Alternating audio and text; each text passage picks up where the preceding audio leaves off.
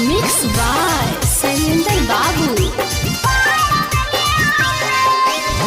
कसो बसवा छौड़ी तई बरतिया छौड़ा ससुरा जाए से पहले मार देनी गे ससुरा जाए से पहले मार देनी गे।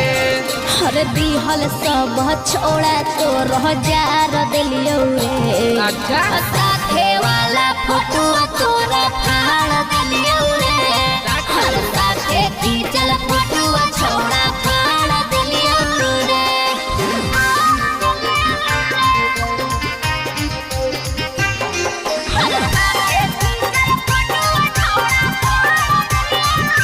माँ प्रतिमा रिकॉर्डिंग स्टूडियो शेखपुरा।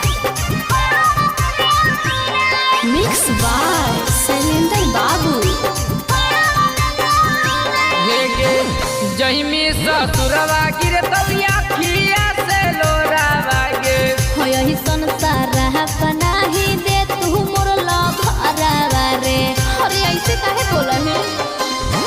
जहिमी ससुरवा गिरे तलिया खिया से लोरावा गे हो यही संसार पनाही दे तू मोर लभरावा। आगे छौड़ी पल भर में गेनी हमारा भूत आगे छौड़ी देले तू हानि गुलाब फूल।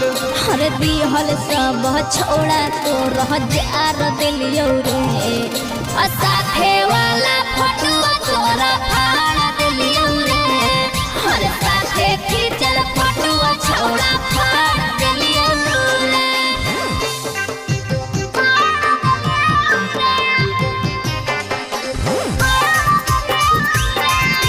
माँ प्रतिमा रिकॉर्डिंग स्टूडियो शेखपुरा।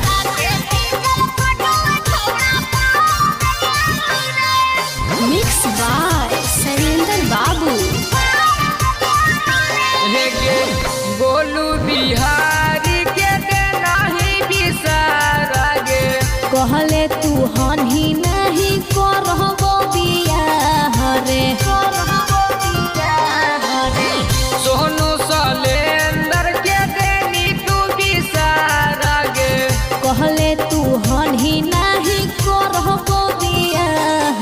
आगे छौड़ी बोलै ना तन तू झूठ आगे छौड़ी कलियो हम कवना कसूर। हर दिहल सब छोड़ा तो रह जार दिलियो रे। साथे वाला फोटो